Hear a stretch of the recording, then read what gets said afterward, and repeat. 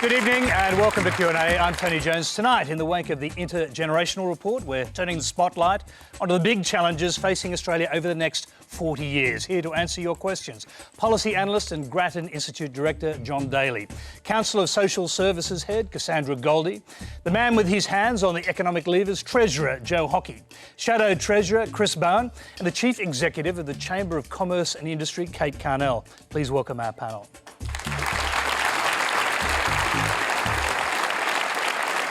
Thank you. Now remember, if you send us a live Twitter question, just add @Quanda to help us find it.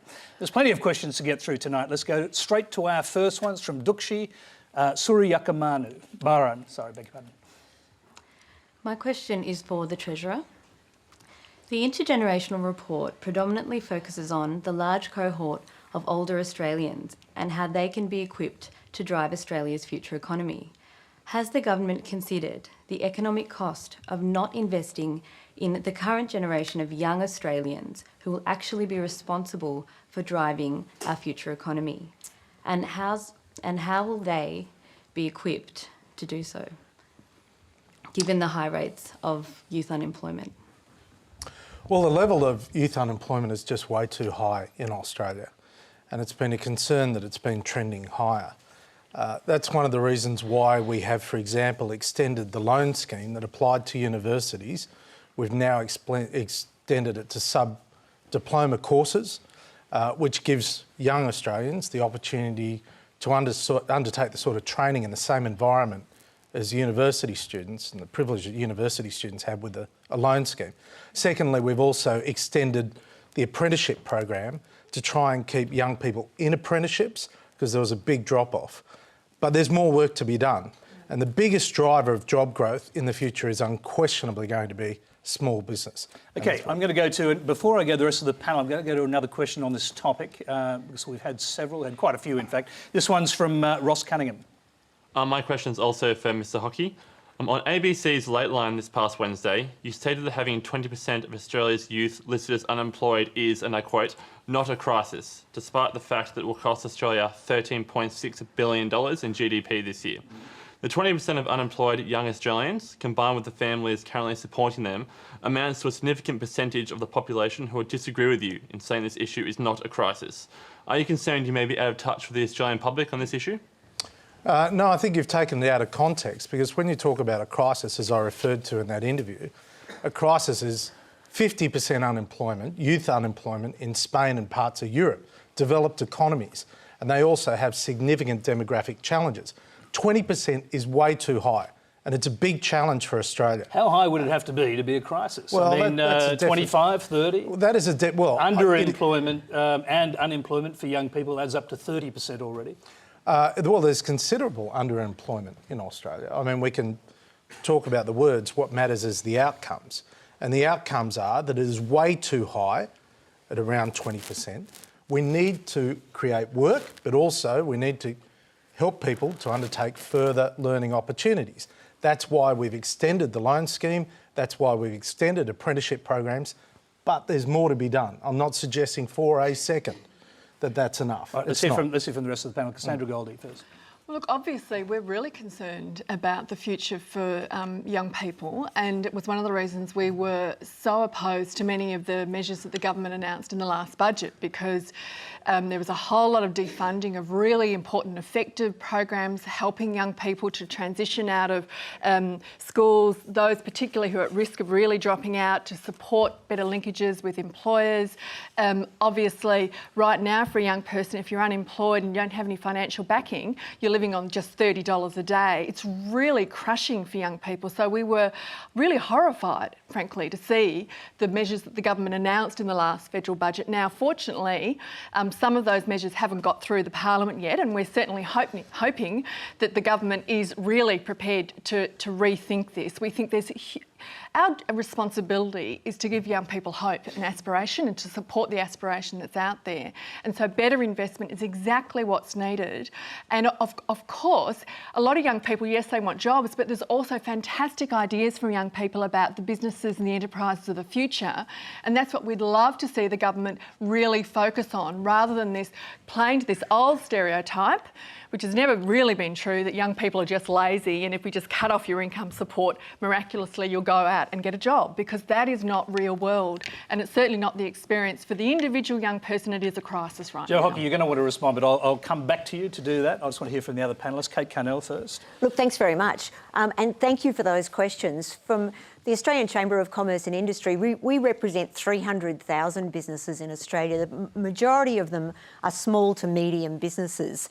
And it's those sort of businesses that are going to employ the young people that we want to get into jobs. You know, 2 million businesses in Australia, that's small to medium businesses employing up to 7 million Australians. If just a quarter of those businesses employed one person, we'd be significantly better placed. So what do we need to help small businesses employ more young people? Well, we've got to make it easier for small businesses to employ. That means we've got to get rid of a lot of the red tape.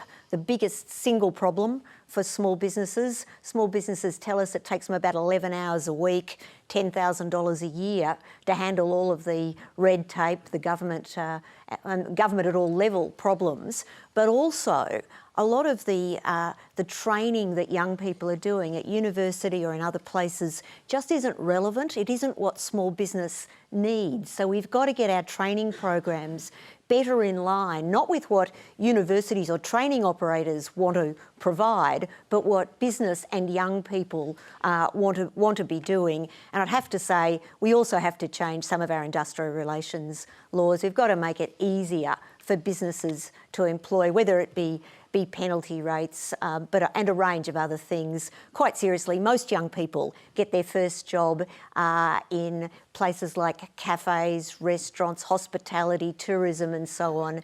And it's become harder and harder for businesses to employ in those places. So let's get small to medium businesses employing in Australia. Chris Bowen. Yeah, thanks. Two very important questions and closely related questions. And you're right.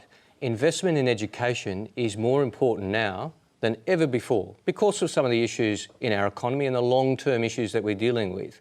And not just at the tertiary level and not just at universities, right from early childhood, right from the earliest years, we need to be investing in education.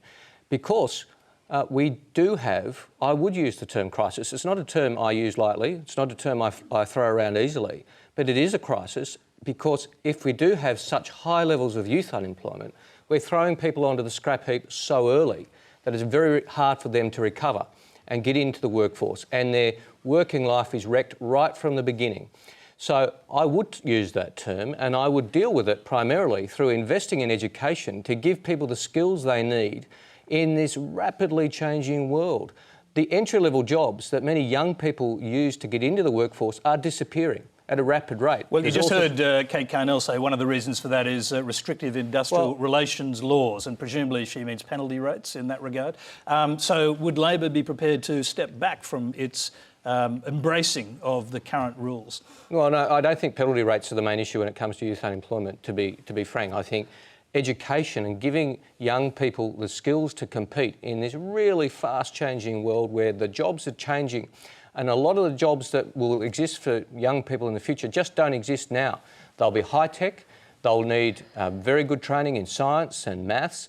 And as I said, right from the beginning of the educational period, right from before people go to school, we need to be investing, and particularly, frankly, people from lower socioeconomic backgrounds. It is unacceptable in Australia today that your parents' wealth have a bigger outcome on your education, a bigger impact on your educational outcome than is the average in the developed world. It's unacceptable to us and to me from a social justice point of view, but it's also really dumb economics that we're losing all that talent. Chris Bowen, Kate Carnell, also Joe, keep it brief because I want to hear from the rest of the Really brief. Chris just made the good comment that it's all about flexibility. It's about a fast-moving world, fast-moving jobs in businesses that have to be flexible. And our current workplace relations system just isn't flexible enough. It's that simple. We've got businesses wanting to open unusual hours, wanting to have different ways of employing, and we've got young people who want to be employed in different ways, and our system doesn't let us. John Daley. Well, I think obviously youth unemployment, incredibly important issue. In terms of the long-run solutions, obviously they are about education. The question, of course, is what do we do in the short term? Because in the meantime, we have a generation of youth who may well not get on the employment ladder, and then it's very difficult to get on thereafter. And one thing we do know is that youth unemployment is very sensitive to rates of economic growth. If economic growth rates slow down, the first thing that happens is that youth unemployment goes up. And the good news is the reverse is also true. As soon as economic growth rates speed up, chances are youth unemployment will go down.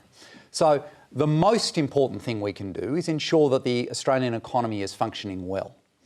The other thing that we do need to do is think about, well, what sort of programs do we have for people who are unemployed? And here I think the literature is very clear. Sending young people out to dig ditches and plant trees doesn't help very much. There is now really good literature that explains that it doesn't work. It doesn't lead to those people winding up with more in the way of employment in the long run. What does work is making sure that they get placements with employers in which they learn genuine skills that they can use in subsequent employment. That's the most important thing that we can do in the short run, and those are the sorts of programs we need to see. Now, of course, implicit in what I've just said is because this is all the short run driven by economic growth, there's no point in blaming those 20% of people for being unemployed. That's a consequence of what's happening in the economy. What we can do is look at better placement programs that will result in more of them getting a job over the medium term. And we have two programs. Briefly, Cassandra, because I want to come back to Joe Hockey. As you know, the current government has this really strong focus on work for the dole. Now, the evidence shows that the Work for the Dole program is only delivering 19% in terms of employment outcomes for people compared to exactly what John's talking about, which is where you provide a wage subsidy, you help young people to get that break into a small business, we agree. You provide an incentive for the employer, it's a real job, you get that real work experience. This is actually a consensus between business and the community sector about what will work, and we're really waiting for the government to respond to that. Okay, well, Joe Hockey, you might want to respond, and I did see you nodding actually through John's suggestion that economic growth is the key. Oh, of course it well, is. are you prepared to stimulate the economy then? Well, we are endeavouring to stimulate the economy. Through the budget? Interest rates are at record lows. We have let the budget act as a shock absorber for what has been the most dramatic drop in our national income as a result of the falling terms of trade in our history. I mean, when I put the budget together last year, iron ore was $90 a tonne. Today it's $57 So is a it time tonne. to re-stimulate the economy through the budget? It is the best thing you can do is have predictable policy. Now, Cassandra said... Sorry, wait a second. But hang on, could you just answer that one question? No, I'm not inclined to have fiscal stimulus whilst you've still got significant monetary stimulus as a result of what the Reserve Bank's doing. So we are dealing in a volatile world where global economic growth has been downgraded on numerous occasions. Commodity prices, of which Australia relies heavily, have come down dramatically in the last 12 months, and yet we are still running good growth, not good enough. And he's right. Having said that, if I can just respond to Cassandra. Yeah, sure. Cassandra said that youth unemployment's too high at the moment. Dead right. But it's based on existing policy, not our policy. So the policies that have been in place, be clear, the policies that have been in place for years now, which you just said we haven't been able to change, have actually helped to deliver that. So where's your industrial relations package, if that's what you're talking about? Because I haven't seen a great push for industrial relations reform coming from your government. Well, hang on. We're hearing from business, but not from you, with respect. Well, that's not quite right. The Australian Building and Construction Commission, which is a huge cop on the beat for the building industry, which is a massive employer. And of course, the building sector is one of the great bright spots in the Australian economy at the moment, particularly in relation to dwelling construction. But you heard what ABC Kate Carnell was saying. She was talking about penalty rates, essentially. I understand that. And we've said we've got a Fair Work Commission, a Productivity Commission inquiry into penalty rates and a range of other things. That's an independent inquiry. We've also got the Fair Work Commission, which is prepared to consider any applications from business. But just to come back, the existing policies are not working for young Australians. That's why we are trying to change the existing policies, Cassandra. And it's very important, because if they were working, we wouldn't have 20% youth unemployment now. Yeah. So let's try something else to get young people into work. All right, I've got to move on, I'm sorry, because we've got a lot of questions from our audience. I want to hear from Paul Keary now. Thanks, Tony. I'm concerned that retired baby boomers like me are consuming too much of the government pie and not leaving enough for younger people, for educational services and for childcare, disability support, you name it. Do you know that a wealthy retired person can have $12 million in their superannuation account, pay no tax at all on the dividend, and be given a tax refund from the government of $250,000? This is grossly unfair. So my question for the panel is, what can the panel recommend specifically that can be done about unfairness and insanity almost in the with regards to the superannuation concessions to fix up our slightly ridiculous taxation system? Okay, let's start with John Daley. Well, you're absolutely right that this is an issue, and indeed 65-plus-year-olds today are paying less income tax than they were 6 years ago. Everybody else, income tax has gone up, theirs has gone down, and it's essentially, I suspect, largely as a result of superannuation arrangements. And those superannuation arrangements do mean that essentially people who are already wealthy are siphoning their money into super. If you look at people over the age of 65, they roughly speak, and you order them by wealth, they roughly speaking fall into three classes. There's the bottom 20% who have very little in the way of resources, pretty much entirely reliant on the age pension. They're people we really have to look after. There's the middle 60% who get a reasonable age pension, also get something in the way of superannuation. That's what superannuation was designed for, to boost their incomes higher than it would be on a pure age pension. And then you have the top 20%, on average about $2 million in wealth, on average earning more outside of superannuation than they would get on a full age pension, and then on top of that as well, on average, earning almost as much in superannuation as a full age pension. So we have a system in which superannuation has essentially become not what it was originally designed for, which was to support the incomes of that middle 60%, but instead it's become something which is essentially a tax shelter for the top 20%, the precise people who need the least help. And our suggestions about what do we do about this are, first, we need to look at the contributions. You can't go through them all, John, because we'll get it, but if you could just quickly summarise.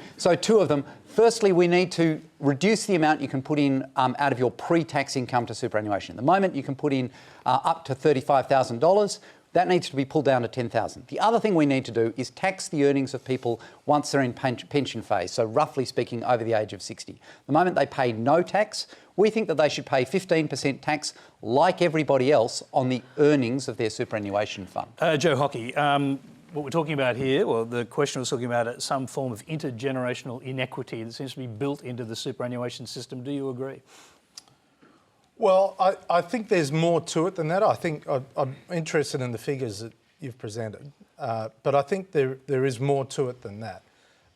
Because, as John was just saying, effectively if you apply a tax to people that have already accrued their superannuation, then it's almost a retrospective tax because they contributed to the superannuation, their own superannuation, on the basis of the rules that were in place. Now, when the superannuation system was put together by Paul Keating in 1992, life expectancy was about 72. Life expectancy now is around 82, and as a result of what we've done with the Intergenerational report, it's indicated that life expectancy will be at least 95 to 100 by the middle of this century.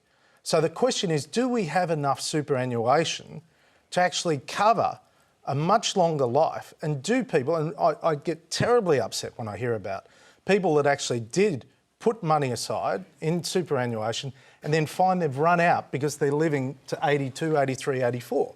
Now, in your case, sir, you're right. If there is that sort of situation it's something that is worth considering. But isn't that worth considering? Well, what we're talking about here is the tax concessions put in place by the Howard government, isn't it? Well, yes. Are they best described as middle class welfare? Tony, I wouldn't. They're upper middle class welfare. Upper middle class welfare. Look, you're the commentator, and from my perspective, privately, what do you call it? It is their money. Well, it is their money. Superannuation is their money. It is their money. Now, but when they don't pay any tax on very large sums of their money, and they can put it into what has been referred to as a tax haven or tax shelter, should that be reined in? That's the question. Well, on principle. Look, on principle, it's worth having a look at. And the reason why I'm cautious is because it's money. It's their money. I'm always cautious about taking people's money off them, right? So I'm not going to give. Well, sorry, I'm excluding the ABC. I'm excluding the ABC. What we're talking about here is not about people's money. We're talking about the tax concessions associated with people's income. And I think there is a real sense, and there's a growing... People kind of understand how this system works. People's literacy around how unfair this is operating at a time when, on the upside of the IGR, again, we see the picture of the future. We said on the day you delivered it, we can either further divide us, older people against younger people, or we can actually bring ourselves together and have the proper conversations. And the retirement income system is a really important area for us to finally be prepared to look at. There's growing support. David Murray, in his Financial Services Review, a very conservative voice, said we have to look at the fundamentals of superannuation, because for the people you're concerned about, Joe, the ones that find they don't have enough, we're concerned about them too. Well, it sounded like you did concede that you are seriously going to look at this issue, and are you going to do it on the basis of your famous phrase, the age of entitlement is over? Ending the age of entitlement, yes. Look, there's a unity ticket, right? Yeah. But I just want to make find out about that in a moment. Well, maybe not. But I just want to make the point. Yes, if someone's got $12 million in their superannuation, that's extraordinary if they're not paying any tax on that. Okay, I understand that situation. But that is not the rule. That is not the common situation. And what we've got to do is have a proper discussion, as Cassandra rightly said, about how are we going to sustain our quality of life for longer. And it's got to be an interaction between the pension system, the age pension system. 4 out of 5 Australians over the age of 65 are currently collecting the age pension. In 40 years' time, the ratio is still the same. Still the same in 40 years' time, even with all the massive concessions. But I suppose we can ask why you're putting in place a system where the age pension will effectively be lowered. Well, I don't accept that, and I'll tell you why. Because, firstly, there is going to be a greater contribution from superannuation by individuals. If I could just finish, there are going to be more and more people going on the part pension as opposed to the full pension. And the issue will be the interaction between superannuation and the age pension going forward. Not for the current generation over 65, but as the gentleman identified a little bit earlier, for people in their 50s now, their 40s, the question will be, how are we going to maintain a decent quality of life for the next generation? I'm sorry, I didn't mean to interrupt your flow, but we have to hear from the other side of the bench here. And Chris Bowen, first of all, the superannuation tax concessions, have they gone too far? Would you rein them in government? Let me deal with Paul's issue. Thanks for the question, Paul, and I would like to deal with what Joe said at the end as well. You're essentially right. This does need to be reviewed very closely. When Paul Keating set up superannuation, it was so that those millions of Australians who had been denied it for years had access to a dignified retirement. That's why it was done. But at the moment we have the situation where well over 30% of the value of all the tax concessions in superannuation go to the top 10% of income earners. Now that doesn't make any sense to me, particularly if superannuation is going to take pressure off the age pension. The top 10% of income earners aren't going to darken the door of a Centrelink office regardless of what tax concessions they get in their superannuation. So it's not taking pressure off the age pension. So why didn't you fix it when you're in government? Well, we did have some measures to fix it and Joe's reversed them. But what we're doing now... It's a statement of fact. Well, no, they were minor, They were modest. tinkering around the edges. They were modest. Well, you just admitted They weren't implementable. You can say they were modest, and they were modest. you said they were modest. I have, but they were a step in that direction. You can say it, and I've said it, because they're a step in that direction. And even that's too far for Joe to have gone. And we actually also fixed up the tax concession at the low end of the income scale and gave a better tax concession for people under $37,000, who currently at the moment basically get no tax concession for their superannuation. So what I've said is that yes, and it's unusual for an opposition to go out and say this, yes, this does need to be reviewed, and we've been consulting with superannuation groups independently, and we're going to soon get them all in the room at once, because it is a complex area and you can have unintended consequences. You have to have a proper process, and that's exactly what we're doing from opposition, and we're happy to lead the debate and to be not only be constructive but to lead the debate here, because the population is ageing. We do need to have these decisions and these sorts of discussions. But what Joe's only answer is to cut the age pension over time. It's been a bipartisan policy since the early 70s that the age pension should be linked to average weekly earnings, because the theory's been that as our economy grows and prospers, people who've worked hard all their life should benefit from that. Gough Whitlam started it, Malcolm Fraser kept it, Hawke and Keating kept it, Howard kept it. Tony Abbott and Joe Hockey, with no mandate from the people, have scrapped it. And we know that their changes will see average weekly earnings, and Kevin Rudd actually increased the ratio from 25% to 27% of average weekly earnings. This government's scrapping that, and this will see the age pension go backwards, and it will see it fall to 16%. 16% of average weekly earnings. That's a disgrace. Age pensioners are the ones who can least afford these sorts of changes. We have the second lowest percentage on the age pension in the OECD, and Joe thinks it should be lower. OK, you're going to have to respond to that, because... Well, it's just not right, and I'll tell you why. I mean, for example, it is actually now, there are a range of different cohorts that can be used in order to increase the pension. At the moment, increases in the pension are linked to inflation, which is higher than movements in wages. And that's because, well... It's the highest of the three. And it's the highest of the three. But the fundamental point is, we are prepared to discuss these issues. We don't have any choice, because the Senate probably won't pass that measure anyway. Well, maybe that's the case. Maybe that's the case. But the fundamental issue is, currently the age pension is 10% of all Commonwealth government expenditure. And it's going to people right up the scale. Now, the asset scale. So the question fundamentally is, how are we going to make sure those people who haven't got enough money to succeed, who haven't got enough money to survive, are going to get enough in the future? And the current scheme is not going to work to ensure that those most vulnerable are protected in the future. All right. Okay, so I'm sorry, now you'll have to be brief, both of you, so I'll give you 30 seconds each. We do need to look after the people who need to be looked after the most. And that's why cutting the basic rate of the pension is such a problem, because those are the people who get affected most when we cut it. What we haven't put on the table, for reasons that I do not understand, is looking at eligibility for the pension. Yeah. As the Treasurer says, 80% of Australians over the age of 65 get the pension.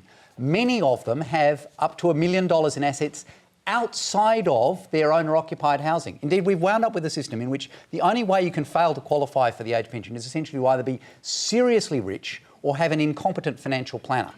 And we need to tighten up eligibility, and surely that is the place that we should be going first to make the age pension sustainable. I'm sorry, we're going to come back to that issue, and Cassandra, you'll be able to respond to it then, but let's go to another issue. It's from Oliver Levido, this question.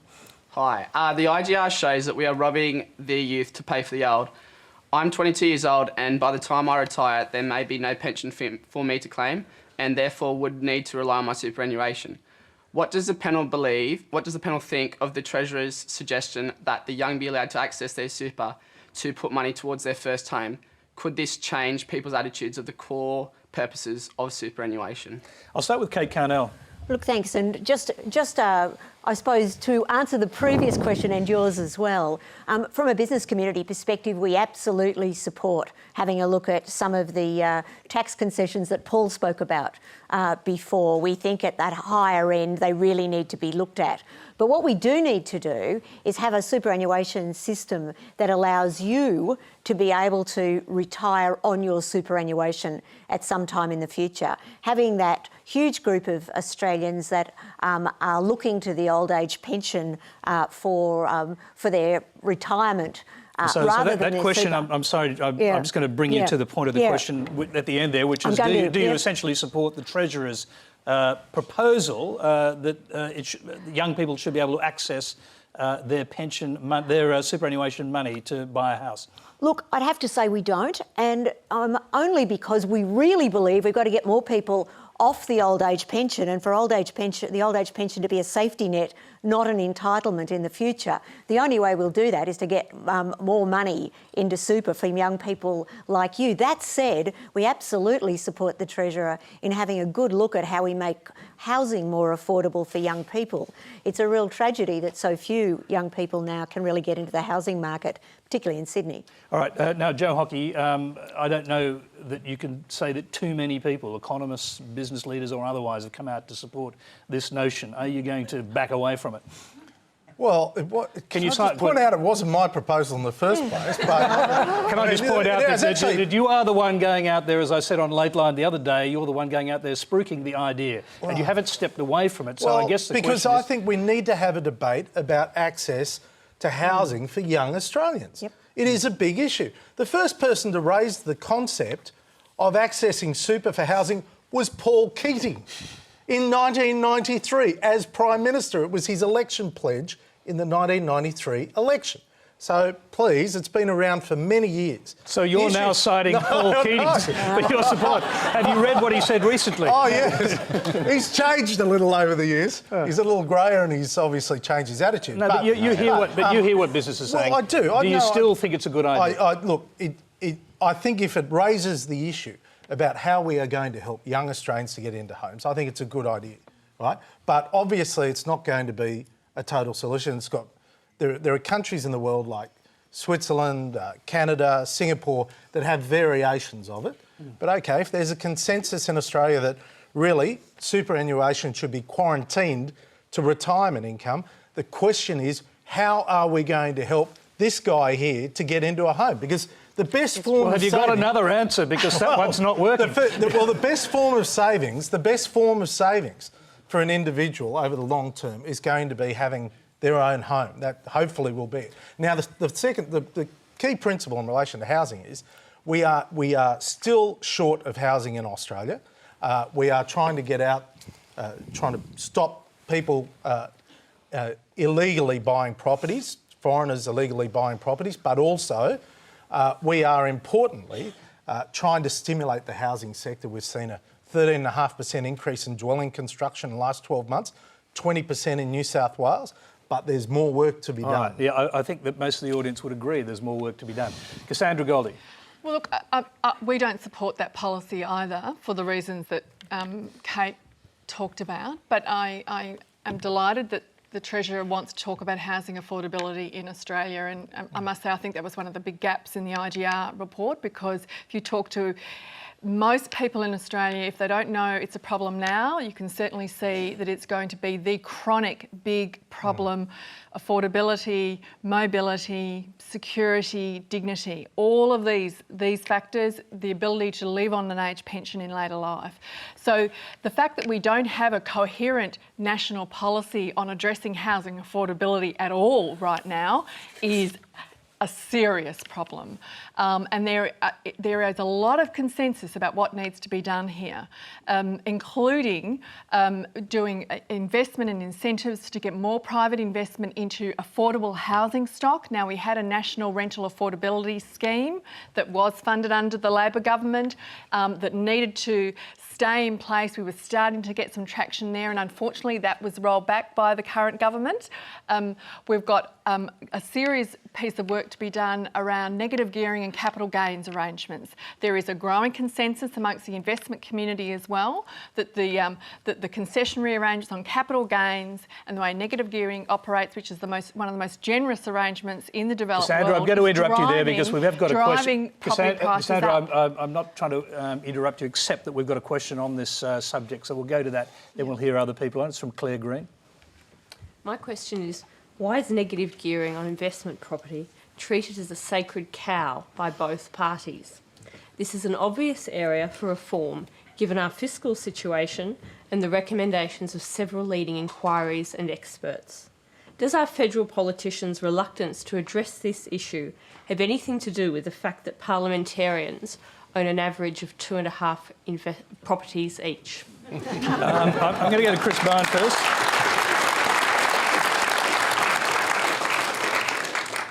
Well, I can only speak for myself and say I own less than one with a mortgage that's on it, so I don't own 2.5. I will deal with it. I just want to deal briefly as well with the question about super, and then I want to deal with your issue.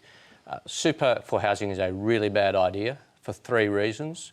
Firstly, if you turn up at an auction with $20,000 or $30,000 from your super in your pocket, guess what? The other person in the auction's got the same. And you're just going to bid against each other with your retirement incomes, and the only person who wins is the person selling the house who pockets an extra $30,000. Thank you very much.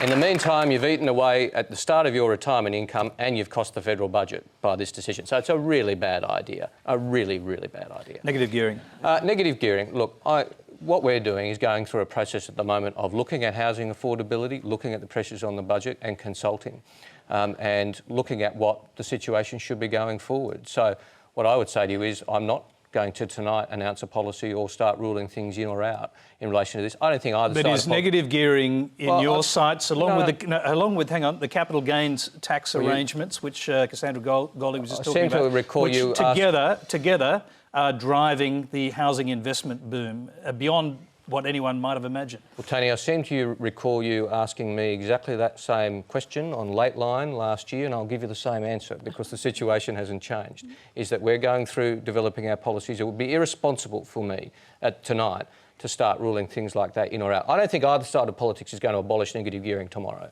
because it is... You don't have to abolish it, you can phase it out. Well, what I am saying is that it's a proper discussion for the nation to have because there is a housing affordability real problem in Australia and we need to look at all the options on the table. Let's hear from the Treasurer on the negative gearing question, and is it a fact that one of the problems here is that politicians own too many houses and they're reluctant to give this away? No. This entitlement? No, that's a bit of a cheap shot. I think the main point is, well, it is. I mean, let's be fair dinkum. The main argument... It was actually a question rather than a cheap shot. So obviously that's a perception from someone in the audience. Well, halfway through the question, I heard a bang, and I'll just say to you that really? Could you explain that? The main issue about negative gearing is this. If you abolish negative gearing on investment properties, there's a strong argument that rents would increase. Because, rents, when Bob Hawke actually did it in the 80s, there was immediately a backlash because all of a sudden, people that owned properties who were offsetting the losses on the property against their primary income needed to get enough income out of that property that would then replace the lost income. Offsets. So the net result was you saw a surge in rents, and the people who are paying rents are usually, not always, but usually, people that can't afford, in many cases, to buy their own home. Can I just make the point you're making a historical point here. No, I'll make it. And the thing is that history changed when you halved capital gains tax during the Howard era. And so the combination of capital gains tax incentives and negative gearing are driving an investment boom beyond what anyone imagined. But go back a sec. The negative gearing, if Saul Estlake and people like that have an alternate view, right, which is fine. But if you could see some evidence to say that you would not see any increase in rents if you abolish negative gearing, there might be a more compelling case. But I don't see that, right? In relation to capital gains, sorry, hang on. Capital gains tax. Yeah. Well, I mean, The good news, Treasurer, is there's lots of evidence already, provided that the policy class doesn't exclusively come from Sydney. Because it is absolutely true that when negative gearing disappeared between 85 and 87, rents went up really fast in Sydney, which may well have been because there wasn't a lot of housing being built in Sydney in a couple of years previously. Because what happened in the same time between 85 and 87, it was a national policy. You know, you look beyond Sydney and the answer is, well, rents were dead, barely moved in Brisbane, didn't go up very far in Melbourne, didn't go up very far in Adelaide. They did go up very fast in Perth, which makes you suspect very strongly that that race memory we have of abolish negative gearing, rents will go up, is a race memory built on Sydney. But it didn't happen in most of the rest of the country. And that's not surprising because economic theory would tell you that if you abolish negative gearing, then by definition what happens at the auction is that the investor doesn't win the auction, but someone who wants to live in the house does. Net impact, there is one less renter and there is one less rental property. Net impact on the rental market, zero. And so that's what economic theory would tell you. Now we've got to go back. We together, and I apologise for this, together we did interrupt your flow and you're about to talk about capital gains tax. Well, the second issue is that yields are very low at the moment. Right, and in a low yield environment, you're going to see people pour their money into real estate, which is traditionally lower yield compared to equities and a range of other investments, if you exclude capital gains. Now, one of the reasons why capital gains tax was cut was so that we could compete with the rest of the world. The fundamental challenge Australia faces, the big difference between now and the 1980s, is that money is mobile. I mean, an Australian can invest in shares anywhere in the world, they can put money in bank accounts anywhere in the world, unlike the 1980s. So with the mobility of money, we actually have to have tax rates that are also competitive. And we're not just competing against New Zealand with a top personal tax rate of 33%, or the UK, which has a company tax rate in the 20s, early 20s. We are competing against Singapore and Hong Kong. And that is a segue, if I might say, to our next question, which is from Mike Yeldon. Yeah, panel, this is a question really for the two treasurers and the treasurer-to-be. Both my wife and I are retirees. We're over the age of 65. We have our own self-managed super fund. And we still work a little to have some other benefits. We constantly get approached by financial advisors who tell us what wonderful things we can do with our money so that we can access a portion of the age pension and maybe a full age pension, which we don't feel is particularly fair. We choose not to do that. The only thing we take is a Commonwealth Seniors Healthcare card. I've lived in other jurisdictions, in other countries. For example, Hong Kong, you mentioned Hong Kong, Joe, and it was a wonderful situation where the maximum tax rate is 15%. The company tax rate in those days when I was there was 12%, and the whole place was zinging along. No one had to go and buy expensive advice. And I just wonder whether we shouldn't be looking at a broad-based review of the taxation system, because to me it seems to be awfully complicated. We talk about having a review, we're going to review this and we're going to review that and we're going to take a little bit of this and a little bit of that. But it never happens. And I think I'll be pushing up the daisies before we have a fairer tax system in Australia and a more productive tax system. Thank you very much, Mike. Joe Hockey, you can start us off, and we'll try and keep our answers brief to get through quite a few questions. We're releasing a taxation discussion paper at the end of this month in early April, and it will be the beginning of a broader taxation discussion. I think the points you raise are very good. And it's got to be a discussion that is based on the Intergenerational report, which, if anyone wants to look at it, just go to your search engine and have a look at the challenge of change. And that gives you the intergenerational report. Isn't just on that issue though, isn't the problem with the intergenerational report and taxation is that it's only looking at government spending, it's not looking at government revenue? No, in other words, it if does you change look at government revenue. Well, yeah, what tax increases does it suggest? Well, no, it doesn't suggest tax increases because that's what we're having a tax discussion paper, not about tax increases, before you misquote me, but about asking the question. I mean, you look at the next 40 years. Look at what's happened over the last 40 years, the enormous change Australia's had. The next 40 years, you can legitimately ask the question, are we going to have company tax in 30 or 40 years' time, given the mobility of capital and the way companies operate over the internet? Are we going to have a GST, which is the main source of revenue to the states? And why? You look at global trade, you look at the fact that people sitting at home are buying goods and services over the internet now, and in a mobile world, it's incredibly hard to capture the GST associated with those transactions. So the fundamental question is, where is the revenue going to come from in future years to pay for government services that we need? And that's what we're going to focus on when we release the discussion paper on tax. So will it be, and we've already got a bit of a hint of this from you earlier, but will it be focusing on all of the areas where people who are very wealthy are getting major tax concessions? Well, the kind of things that you shied away from calling middle-class welfare, but which I would say quite a few people consider to be so. I think the starting point is to be properly informed about what taxes we have, what are the structural challenges for those taxes, things that people haven't thought about, such as the digital disruption and the impact that's having on GST or having on company tax.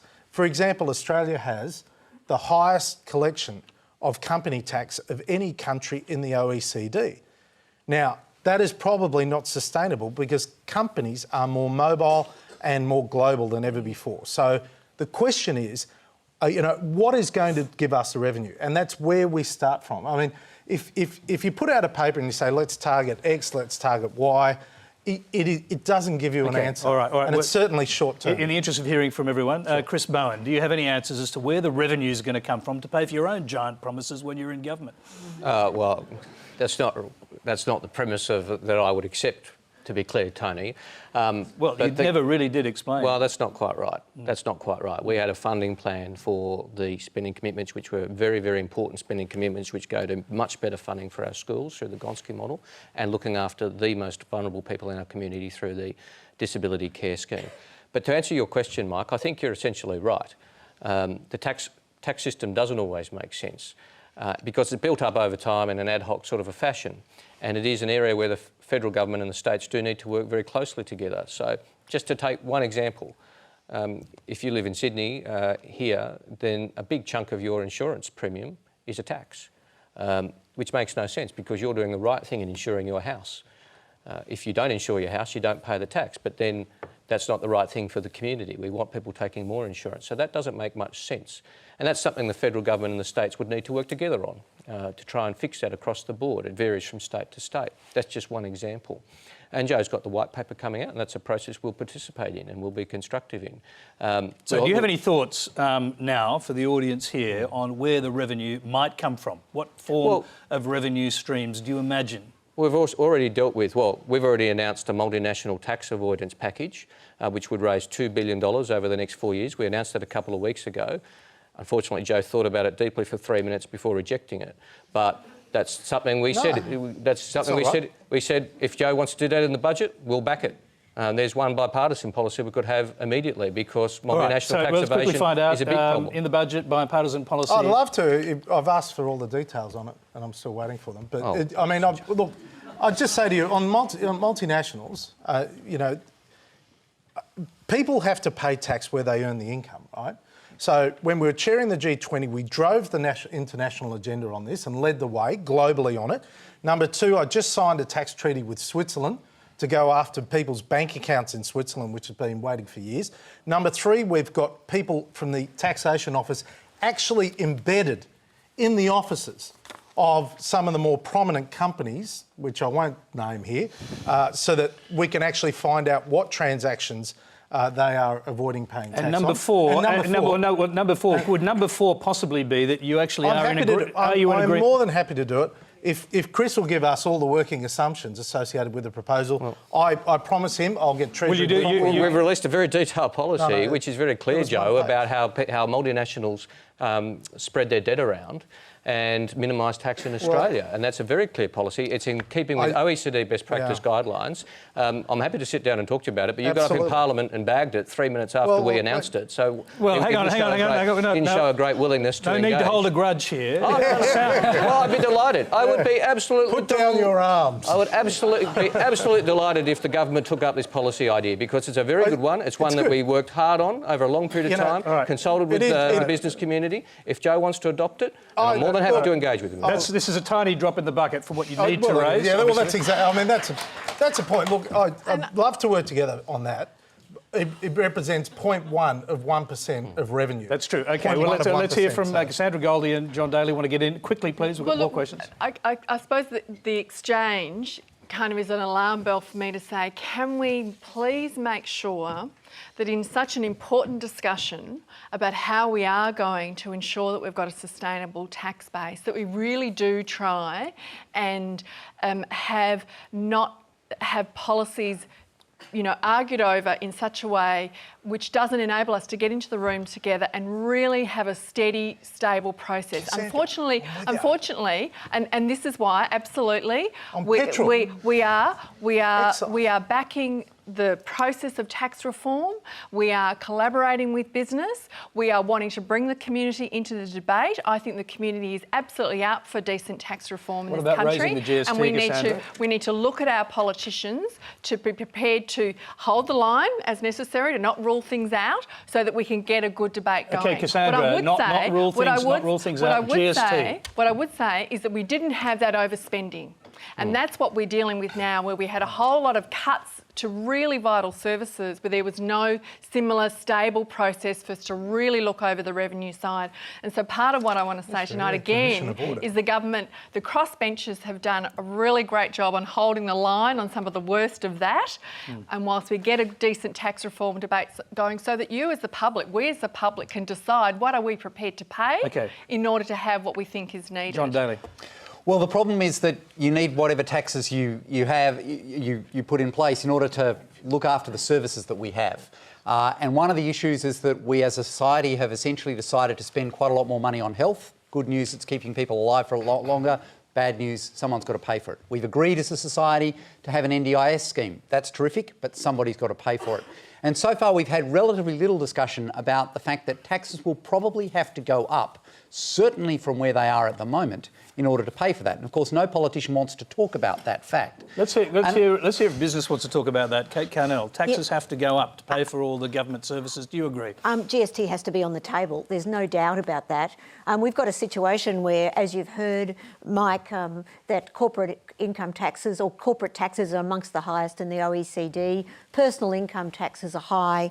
We've heard already today that superannuation lack of taxes for high income earners really need to be looked at. There's something like 120 taxes that raise only 10% of the revenue. We can really, I think we can really have a good look at those sort of areas. But we need, as you said, Mike, a full look at what the complexity of tax in this country. You know, one of the examples that was in the Intergenerational report was a retired couple in their late 60s that had $1.1 million in superannuation shares and bank savings, and they were on a part pension. Now, you know, that's what your financial advisor was saying to you. And that's simply not right. So a full review is a sensible way, and we need our pensions to be a safety net, not some sort of supplement that financial advisors can produce for you when you're trying to look after yourself. Thank you, Kate. We've got a few hands up. It's going to go to we've got two gentlemen there with their hands up. Let's go quickly to both of you, just so you can contribute. Gentleman at the front first, go ahead. Yes, Joe Hockey, you mentioned about having some sort of tax arrangements with Sweden. What about the IKEA and Apple, who are making big profits, but they're not paying their fair share of tax, and it's been exploited on another television station that it's happening. We'll come back to that gentleman in a moment. I just want to hear Joe Hockey on that. I mean, you said you've led the charge, but until now, and I guess until the rest of the developed world gets on board with this and you get into their finance departments, get access to their information, you won't be able to do this. But is that the future? Well, I hope not. I think people, and it is a very... No, I mean, is the future that multinationals who pay no tax, virtually no tax in big areas, big countries like Australia where they raise a lot of revenue, a lot of profit, that has to stop? Well, last year we worked really closely with the finance ministers of the major economies, and I led the charge on behalf of Australia, and we convinced, in particular, the Americans that their companies needed to be caught in the same net as everyone else about selling intellectual property out of Ireland or wherever the case might be. And what we've done is we've now got a framework where everyone participates, and also we're going after those tax havens like the Cayman Islands and Luxembourg to make sure there is no leakage. The fundamental problem is we can do that, but there are still some countries that drop. The company tax rate in Australia is 30%. There are some countries that are dropping their tax rate to 10%. So we've still got extreme competition between the countries. Those companies that you mentioned, I'm prohibited from naming companies, but I say to you emphatically, we have people from the tax office that have moved into companies operating in Australia that are not paying their fair share of tax. Large, well-known multinationals? Correct. Not to name those ones? Not to name. OK, there's a gentleman with his hand up. I'll quickly go to you, sir. Go ahead. How about taxing the black economy, which the World Bank estimates at about $200 billion, which is not taxed for profits or GST, and you can do that very simply by following Sweden and not issuing any notes or coins, but having digital swipe cards with a tax file number attached. Well, it's quite interesting. I saw some data, I think it was from one of the credit card companies today, that said that, tap and go is now 50% of their transactions, which is interesting. But one of the challenges we have is, look, in the modern world, the regulated economy is increasingly being massively challenged by new technology. So governments can issue licences. A banking licence is being challenged by Bitcoin or PayPal or even the old Western Union. They're all changing the way banking happened in the past. The same with broadcasting. You're seeing it with broadcasting licences being challenged by Netflix. Even our own taxis, our beloved taxis, are being challenged by Uber.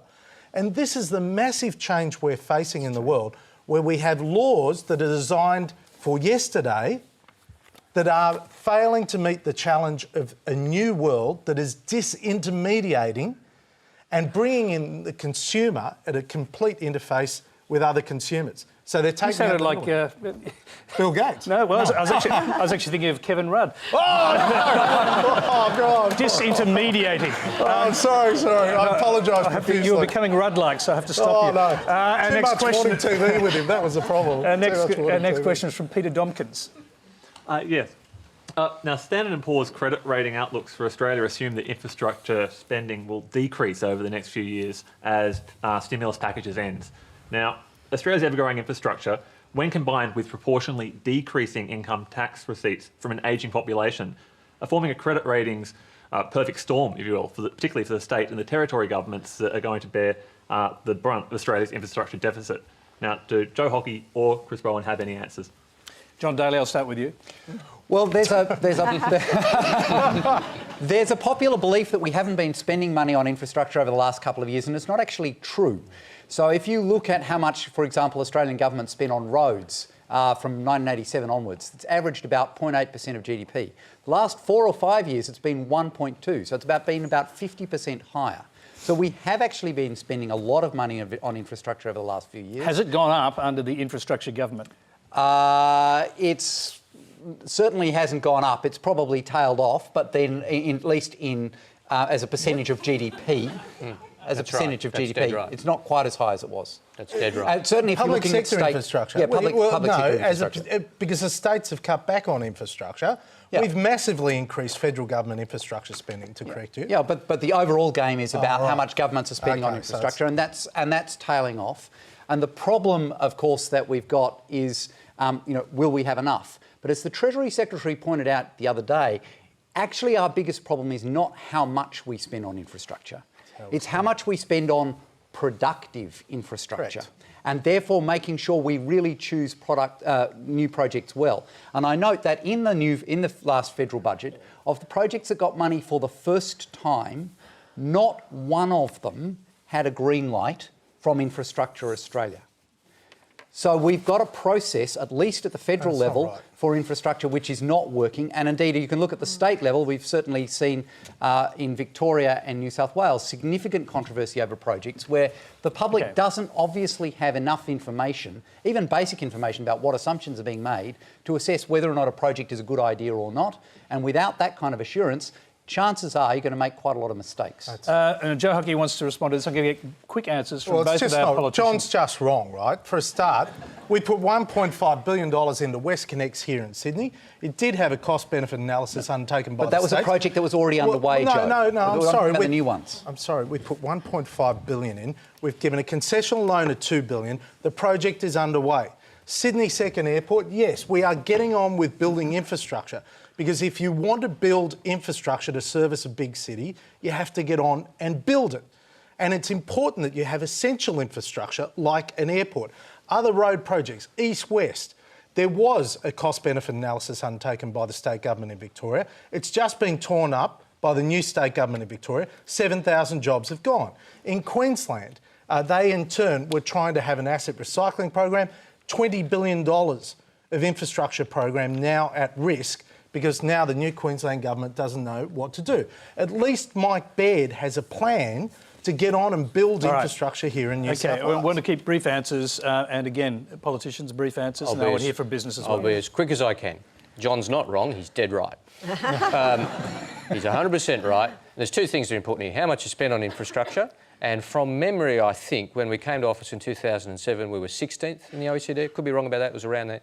When we left office, we were first in spending on infrastructure. And then secondly is the cost-benefit analysis. We had very strict rules in place that Infrastructure Australia had to show cost-benefit analysis for big infrastructure projects. Joe just said there was a cost-benefit analysis done on east-west. Yeah, that's true. It wasn't released publicly until Labor won the election, and the cost-benefit analysis showed it was a terrible project in terms of cost-benefit analysis. It would never have gotten through if there was a proper, rigorous process in place. Kate Carnell. Look, from a business perspective, you know, there is a lot of money floating around in superannuation funds, in pension funds globally that really desperately want to invest in government infrastructure. What we've got to do is free up the market and let the private sector invest in these things. Infrastructure Australia has suggested there's something like $300 billion worth of projects that they believe should go ahead in Australia. State governments have got about $100 billion worth of assets that could easily be sold or leased to the private sector to free up that money to go into public-private investments in roads, in all of the things that cities, that the country needs to run. Let's just let it happen. Business wants to invest in this stuff. All right, we've got time for one last question. It's from Narelle Wickham. In 2014, the outgoing director of St Vincent's Hospital, Dr Bob Wright, suggested that we needed to look at the over-treating the elderly at the end of their lives. And I think the key word there is over-treating. Given the high personal, social and economic cost of over-treating the elderly, sometimes at the end of a very dignified life, when is enough enough? Cassandra, Goldie. Look, I think for us, obviously what we want to see is the decent healthcare in place and for the whole population. I think one of the reasons we had such a powerful rejection of the government's plan on how to address the costs in the health system on the co-payment was because people understood that it was taking us further and further down a much more user pays, privatised approach, when I think the public really want to have confidence that regardless of your income, regardless of your background and regardless of your age, you will have access to good, decent healthcare. And there's a big question, of course, for us, which we need to work on about how we properly fund that in a progressive, fair way. I think the particular question you raise is one that will be important for the people who are directly affected by those questions to engage with themselves. And as you know, many older people are actively themselves considering about their own pathway of dignity towards the end of life. I think we need to deeply respect those processes and that understanding, but I do not think we should be using the pressure on the health budget as a way to drive any discussion about that. John Daley.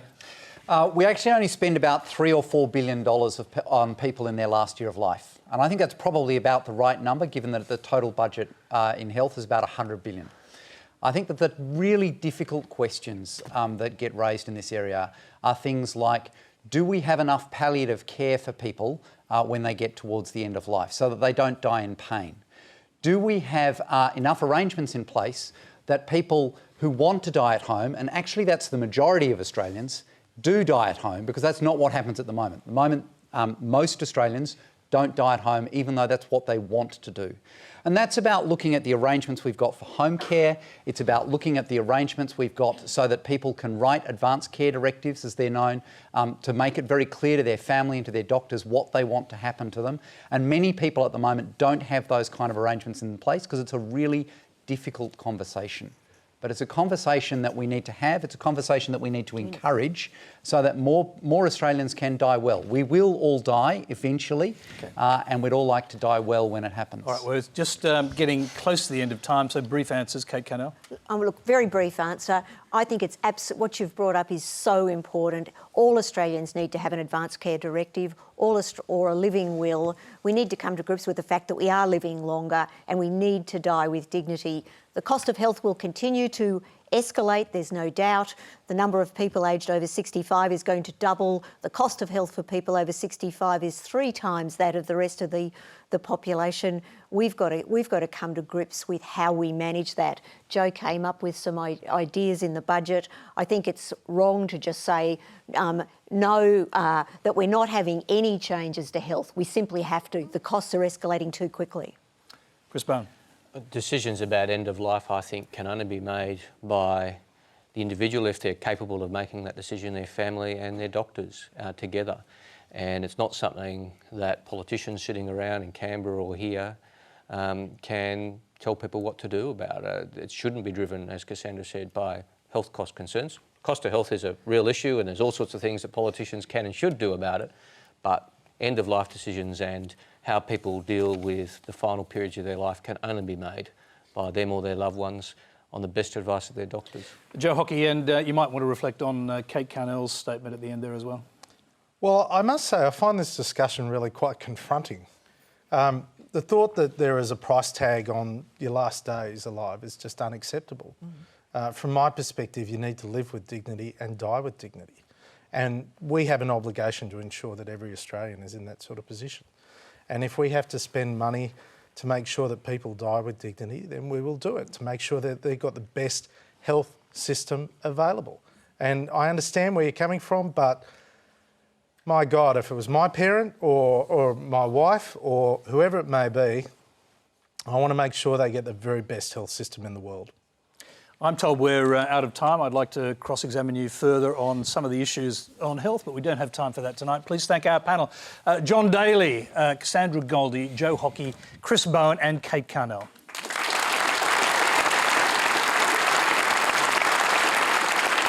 Thank you very much. And next Monday, the bush comes to town and Q&A.